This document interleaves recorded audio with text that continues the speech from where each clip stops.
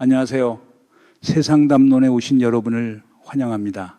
지금 일본이 흔들리고 있는 게 진짜 반도체 때문이라고 생각하십니까? 반도체 망해서 일본 경제가 무너졌다는 그 설명 들으면 그럴듯한데 사실 핵심을 비껴간 얘기예요. 다카이치 총리가 취임하자마자 이렇게 휘청거리는 진짜 이유가 뭘까요? 그리고 왜 하필 지금 이 시점에 일본의 좀비 기업들이 한꺼번에 무너지기 시작했을까요?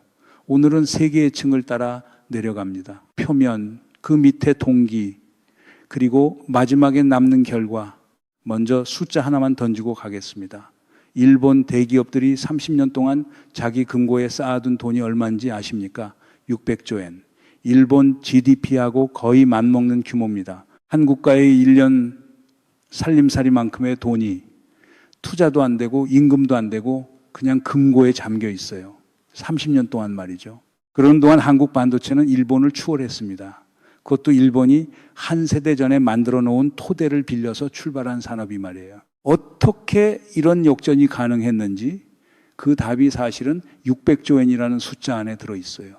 이 600조 엔이라는 숫자가 다카이치 정부가 지금 마주한 위기의 진짜 모습입니다. 표면적으로는 이래요. 일본은행이 마침내 정책금리를 0.75% 수준까지 올렸습니다. 30년 만에 정상화라고 하는데 그 정상화 한 번에 일본 중소기업의 60% 가까이 차지하던 좀비 기업들이 무너지기 시작했어요.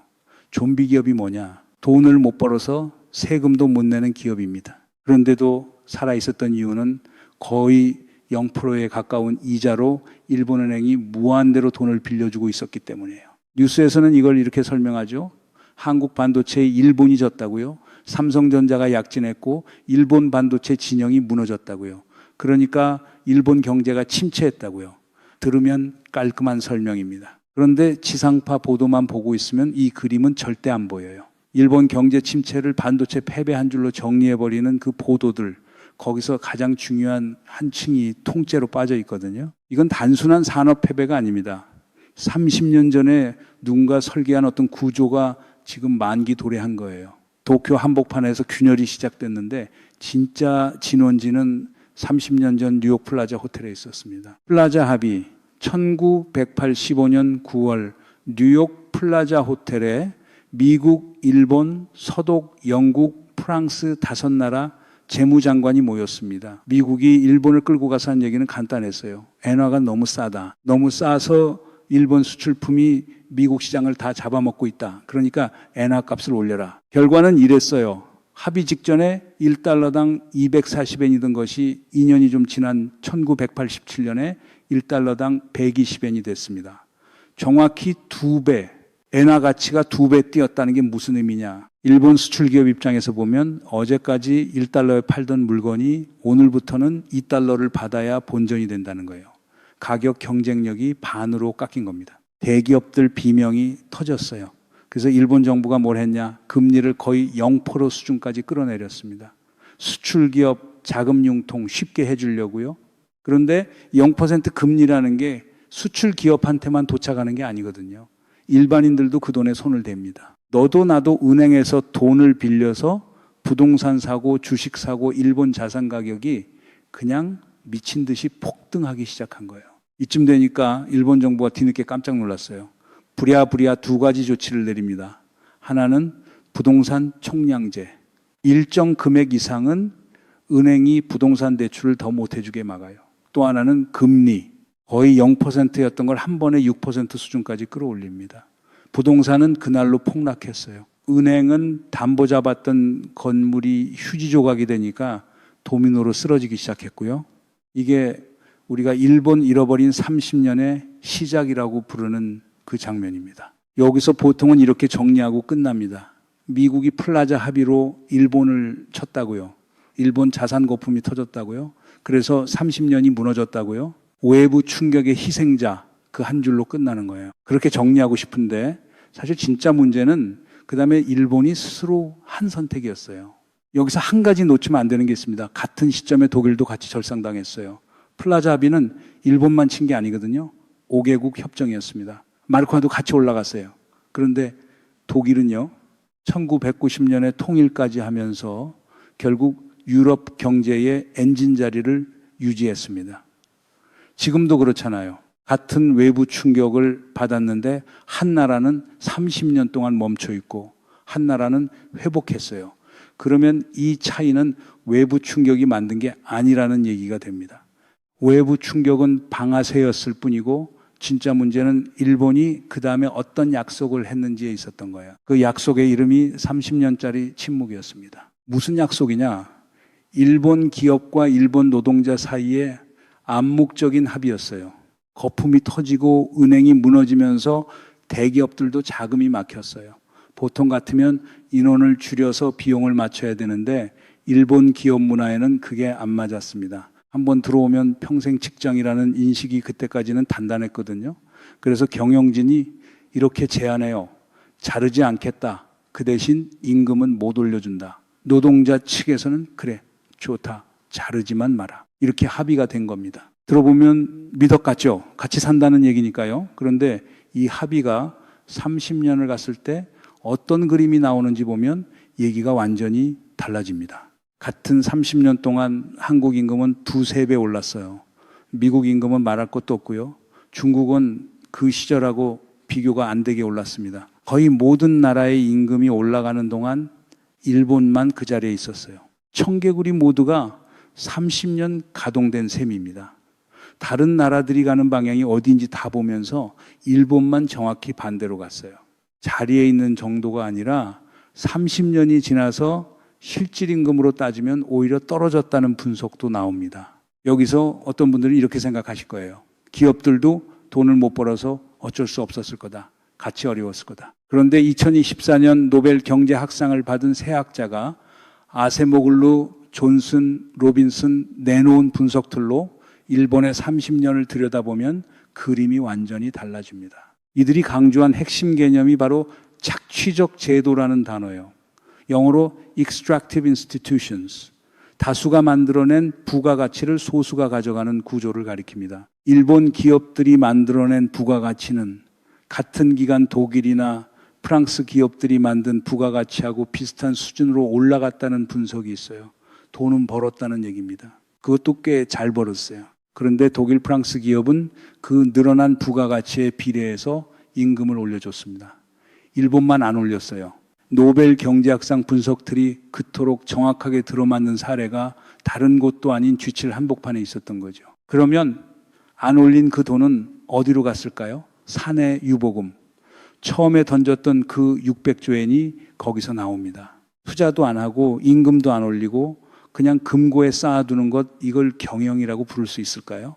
한마디로 30년 동안 일본 대기업들이 했던 건 경영이 아니라 비축이었어요. 문제는 여기서부터입니다. 이게 한두 개 정책 실수가 아니에요. 이게 30년을 갔다는 건 시스템 전체가 한쪽 방향으로 설계됐다는 얘기입니다. 그 설계의 가장 위험한 부분이 지금 다카이치 정부 발 앞에 떨어진 거고요. 엔화부터 보겠습니다. 엔화 금리가 거의 0%일 때 미국 달러 금리는 한때 5.5%까지 올라갔어요. 차이가 5% 이상 벌어진 겁니다. 그러면 전 세계 투자자들이 어떤 계산을 했냐? 일본에서 엔화를 빌립니다. 거의 공짜 이자로요. 그걸 달러로 바꿔서 미국 은행에 저금만 해도 5%가 남아요. 이걸 전문 용어로 엔캐리 트레이드라고 합니다. 엔을 짊어지고 달러로 옮긴다는 뜻이에요. 그런데 이게 단순한 투자 기법이 아니거든요. 엔을 팔고 달러를 사는 행위가 어마어마한 규모로 벌어집니다. 엔화 가치가 더 떨어져요. 그러면 다음 사람이 더 헐값 엔을 빌릴 수 있게 되고 더 큰 차익이 생기고 또 엔이 팔리고요. 악순환이 한번 돌아가기 시작한 겁니다. 이걸 막을 방법이 하나밖에 없어요. 일본은행이 금리를 올려서 엔화를 비싸게 만드는 거예요. 그런데 일본은행이 금리를 쉽게 못 올립니다. 왜냐?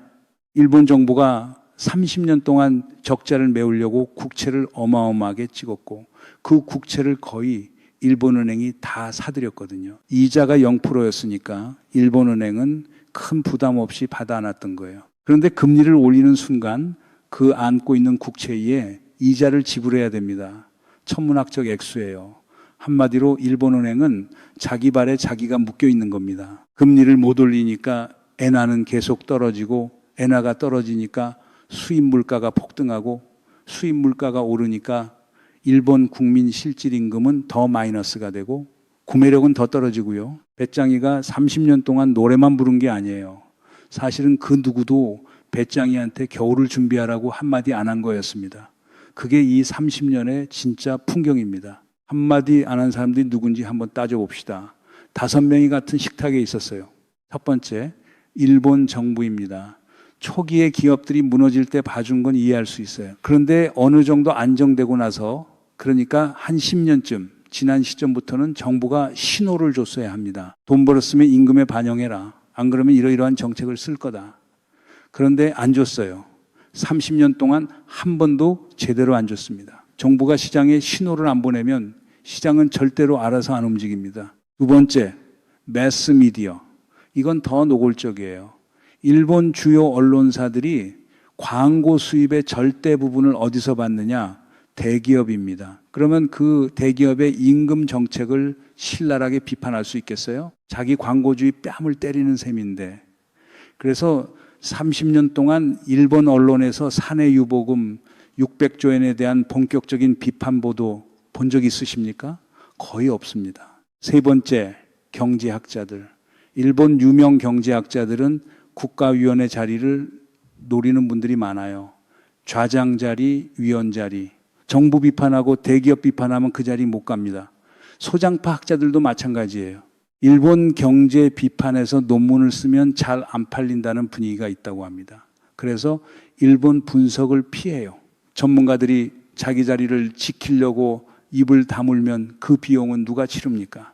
이게 말이 됩니까? 결국 일본 국민이 30년 동안 치른 거예요. 네 번째, 재무성. 일본 국가부채가 GDP의 240% 안팎 수준입니다. 잠깐 그 위로 더 올라간 적도 있어요. 세계에서 거의 가장 높은 수준입니다. 재무성 입장에서는 이걸 줄이는 게 절대 명제예요. 그래서 적극 재정, 그러니까 빚을 더 내서 경기 살리자는 모든 제안을 막아왔습니다. 작년에 일본에서 어떤 시위가 벌어졌는지 아십니까? 재무성 해체 시위. 일본어로 자이무쇼 카이타이 데모라고 부르는데 2025년 2월부터 도쿄 재무성 앞은 물론 전국 재무국 앞에서 데모가 잇따라 벌어졌습니다. 시위 문화가 거의 없는 나라 일본에서 한 부처를 해체하라는 요구가 전국으로 번질 정도였어요. 그만큼 사회의 답답함이 임계점에 왔다는 얘기입니다. 다섯 번째가 일본은행이고, 이건 아까 설명드렸어요. 자기 발에 자기가 묶여있는 그 구조. 5명이 모여서 30년을 만들어낸 겁니다. 한 명만 입을 열었어도 그림은 달라졌을 거예요. 그런데 아무도 입을 안 열었어요. 왜냐? 5명이 다 같은 식탁에서 밥을 먹고 있었거든요. 30년짜리 자충수가 그 식탁 위에서 천천히 준비되고 있었던 셈입니다. 여러분, 이거 한번 보세요. 박지원이 지금 일본 풍경을 봤다면 호질한 편을 또 썼을 겁니다. 호랑이가 나타나서 그 5명을 한꺼번에 호통쳐야 정신을 차렸을 텐데 30년 동안 호랑이도 안 나타났어요. 지상파 일본 경제 분석이 이 5명의 식탁 구조를 정면으로 짚어준 적 거의 못 보셨을 겁니다. 왜냐? 한국 매스미디어한테도 비슷한 식탁이 있거든요. 이 식탁에 손도 못 댄 사람들이 일본 국민이었습니다. 그리고 지금 30년 만에 그 식탁이 무너지고 있는 풍경이 흑자도산이라는 새로운 단어로 나타나고 있어요. 흑자도산, 말 그대로 흑자를 내고 있는데 망하는 거예요. 일본에서 이게 최근에 급격히 늘어나고 있다는 보도가 잇따라 나옵니다. 왜 망하느냐? 자식들이 안 물려받아서예요. 일본의 장인 정신, 우리가 그 단어 많이 쓰잖아요. 할아버지가 했던 일을 아버지가 하고 아버지가 했던 일을 아들이 받는 그 구조, 그게 일본 산업의 두꺼운 허리였습니다. 그런데 지금은 아들도 딸도 사위도 안 물려받겠다고 합니다. 이유는 단순해요. 그 산업들이 대부분 아날로그거든요. 세계가 디지털로 가는데 본인은 30년 된 가게를 지키고 싶지 않은 겁니다. 30년 전에는 도쿄대 법대를 나와서 미쓰비시 다니다가도 부모님 가게를 물려받으러 회사를 그만두는 일이 흔했어요.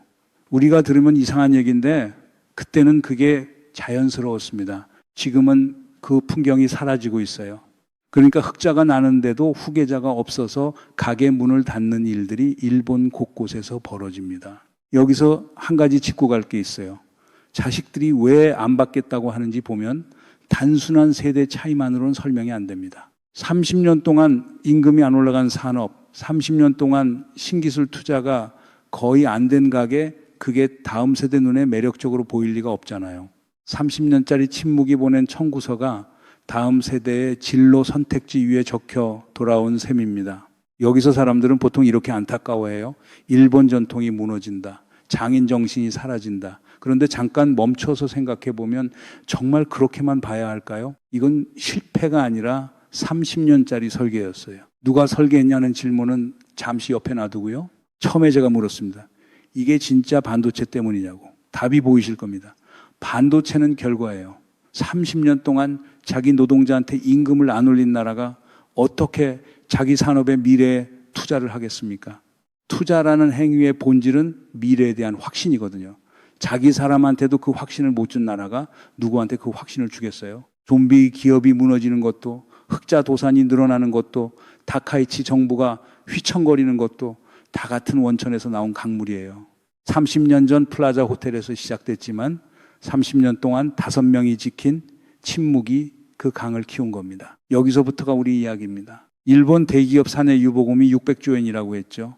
한국으로 와봅시다. 한국 30대 그룹의 사내 유보금이 1영조 원이 넘는다는 분석이 여러 차례 나왔습니다. 절대 규모로는 일본보다 작지만 한국 GDP 대비로 따지면 결코 작은 비율이 아니에요. 그리고 증가 속도는 더 가파른 흐름이라는 지적이 계속 나옵니다. 같은 기간 한국 대기업의 영업이익은 어떻게 됐을까요? 크게 올랐습니다. 그 영업이익에 직원임금 인상률이 비례해서 따라갔을까요? 잘 따라가지 않았다는 분석이 계속 나오고 있어요. 이게 30년 전 일본이 들어갔던 그 길의 초입 풍경하고 얼마나 다른지 자신 있게 답하실 수 있는 분이 얼마나 될까요?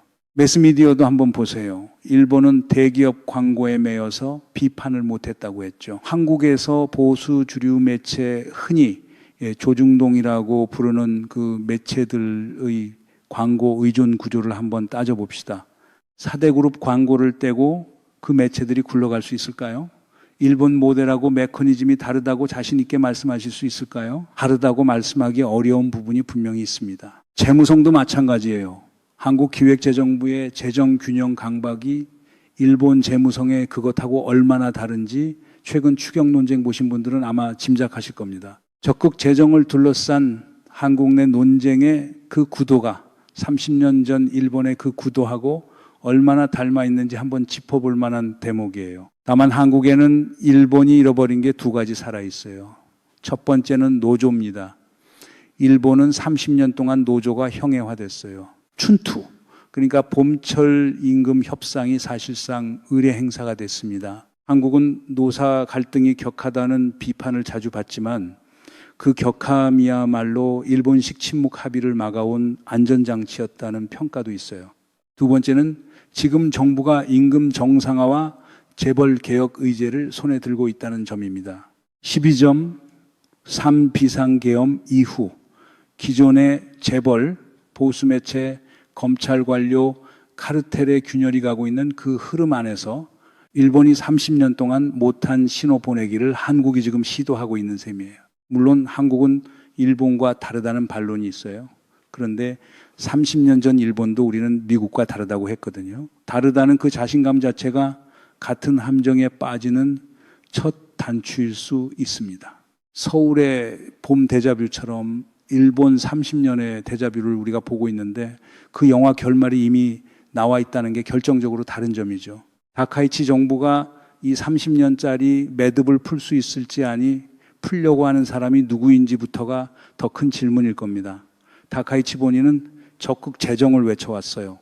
그런데 그 적극 재정이 만약 또 한 번 사내 유보금을 채우는 쪽으로 흘러간다면 일본은 30년이 아니라 60년을 향해 가게 됩니다. 한 번 실수는 외부 충격이지만 2번째 실수는 설계의 반복이거든요. 다카이치가 들어선 자리는 이렇게 정리됩니다. 30년짜리 매듭이 풀리지도 끊어지지도 않은 채 다음 사람에게 넘어왔고 풀려고 움직이면 일본은행이 흔들리고 끊으려고 하면 재무성이 막아섭니다. 그 사이에 좀비 기업은 무너지고 흑자 기업은 후계자 부재로 문을 닫고 엔화는 자기 발에 묶인 일본은행을 비웃듯이 매일 자리에서 내려가고 있어요. 이 5개의 압력이 동시에 들어오는 자리, 그게 지금 다카이치가 앉은 자리입니다. 그리고 우리는 같은 매듭이 우리 손에서 어떤 모양으로 만들어지고 있는지를 지금 보고 있어야 합니다. 사내 유보금이 매년 늘어나는 그 숫자, 임금 인상률이 영업이익 인상률을 따라잡지 못하는 그 격차, 매스미디어가 그 격차에 대해 침묵하는 그 풍경, 이게 한국에서 어떤 속도로 어떤 모양으로 자리를 잡아가고 있는지 지금부터라도 들여다봐야 합니다. 일본이 한 가지 알려준 게 있어요.